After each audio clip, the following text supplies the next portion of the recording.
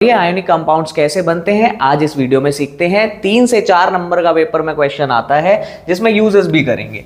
Ionic compounds कैसे form होते हैं तो आप बोलेंगे जब एक मेटल और एक नॉन मेटल आपस में रिएक्ट करते हैं तो आपका जो कंपाउंड फॉर्म हो रहा है वो आयोनिक कंपाउंड फॉर्म हो रहा है। याद रखिएगा एक रिएक्शन भी है।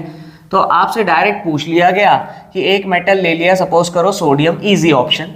फिर आपने बोला एक गैस आ गई आपके पास, क्लोरीन गैस। क्लोरीन गैस ने इसके साथ जब रिएक्ट किया तो इन्होंने एक सॉल्ट बनाया NaCl। इसको बैलेंस अगर करा जाए तो Cl यहां पर अकेला है, यहां पर 2 थे इसलिए मैंने 2 लगा दिया और यहां पर भी 2 हो गया।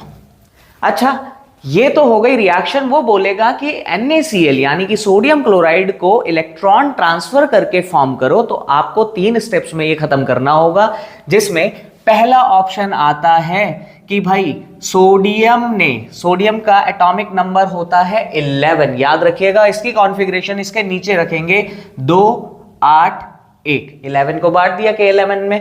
अच्छा सर, ये क्या करेगा? अपने आउटर मोस्ट को या तो फुलफिल करेगा या फिर बिल्कुल खाली कर देगा। फुलफिल करने के लिए इसको 7 इलेक्ट्रॉन्स की जरूरत है जिसमें बहुत ज्यादा एनर्जी रिक्वायर्ड होगी, तो ये 1 इलेक्ट्रॉन लूज कर देगा क्योंकि इसको एनर्जी कम लगानी है। सोडियम ने 1 इलेक्ट्रॉन लूज करके क्या बनाया सर? एक कैटायन बनाया +1 का। क्लोरीन की बात करते हैं, दूसरा स्टेप। क्लोरीन का एटॉमिक नंबर होता है 17 और इसकी कॉन्फ़िगरेशन होगी 287। ये लिखना जरूर है। याद रखिएगा आउटर मोस्ट में टोटल कितने होने चाहिए? 8। यहां पर ऑलरेडी कितने हैं? 7। तो इसको कम एनर्जी लगा करके 1 इलेक्ट्रॉन लेना ये पसंद करेगा। तो इसने क्या करा? 1 इलेक्ट्रॉन जो सोडियम ने रिलीज किया था वो ले लिया, और जब इसने इलेक्ट्रॉन ले लिया तो इसने बनाया एक आयन जो कैसा है? नेगेटिव आयन, जिसको हम एनायन कहते हैं। ये हो गया। तीसरा और लास्ट स्टेप ये कहता है कि इलेक्ट्रॉन्स को ट्रांसफर कर दो। इलेक्ट्रॉन डॉट स्ट्रक्चर बनाएंगे। हमें पता है इलेक्ट्रॉन डॉट स्ट्रक्चर में आउटर मोस्ट ऑर्बिट में जो इलेक्ट्रॉन प्रेजेंट होते हैं, number of electrons present in outer most orbit, वो ड्रॉ करते हैं। हमने सोडियम का इलेक्ट्रॉन डॉट स्ट्रक्चर बना दिया।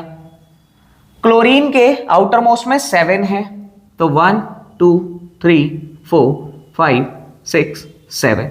क्या ये 1 इलेक्ट्रॉन इसको दे रहा है? बिल्कुल दे रहा है, ये शो करना है।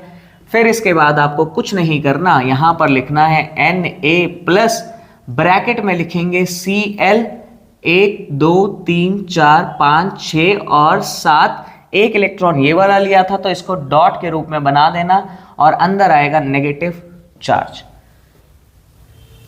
आयोनिक कंपाउंड्स मेटल और नॉन मेटल्स के आपस में रिएक्ट करने से बनते हैं। याद रखिएगा ये क्या करते हैं? एक बनाता है कैटायन, एक बनाता है एनायन। और सर जब इलेक्ट्रॉन्स का ट्रांसफर करते हैं तो आउटर मोस्ट ऑर्बिट में प्रेजेंट इलेक्ट्रॉन्स बनाएंगे। तो इसका इलेक्ट्रॉन डॉट स्ट्रक्चर ये हुआ, इसका इलेक्ट्रॉन डॉट स्ट्रक्चर ये हुआ। इलेक्ट्रॉन को ट्रांसफर करेंगे तो ये पॉजिटिव आयन और ये नेगेटिव आयन। यहां पर ब्रैकेट में आपको क्लोरीन ने जो इलेक्ट्रॉन लिया है वो शो करना है। याद रखिएगा। और मुझे पता है ये जो आयनिक कंपाउंड है वो है NaCl। इसी प्रकार से आप MgCl2 बना दें। अगर आपको एटॉमिक नंबर आते होंगे तो आप आसानी से 1 2 और 3 स्टेप में इसको खत्म कर जाएंगे। अच्छा, अब पूछता है इन आयनिक कंपाउंड्स के यूजेस क्या होते हैं और इनकी प्रॉपर्टीज क्या होती है। तो यूजेस तो मैं वैसे ही बता दूंगा, पहले मुझे प्रॉपर्टीज पता होनी चाहिए। सर प्रॉपर्टीज जो हैं आयनिक कंपाउंड्स की क्या क्या होती है? जनरली ये कैसे होते हैं? सॉलिड। दूसरा, ये वाटर में सॉल्यूबल होते हैं, वाटर सॉल्यूबल होते हैं। तीसरा, ये आयोनिक कंपाउंड जो हैं इलेक्ट्रिसिटी को अपनी नेटिव स्टेट में कंडक्ट नहीं करते।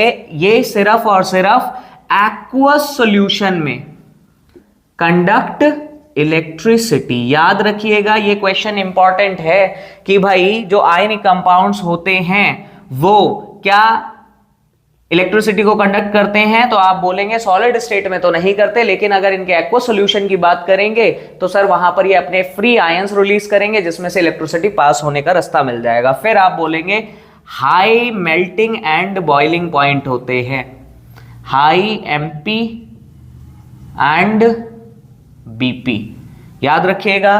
और एक और बहुत ज्यादा इंपॉर्टेंट, इंटर आयोनिक बॉन्ड्स जो हैं, इंटर आयोनिक बॉन्ड्स जो हैं वो बहुत ज्यादा मजबूत होते हैं, यानी कि स्ट्रांग होते हैं, याद रखिएगा।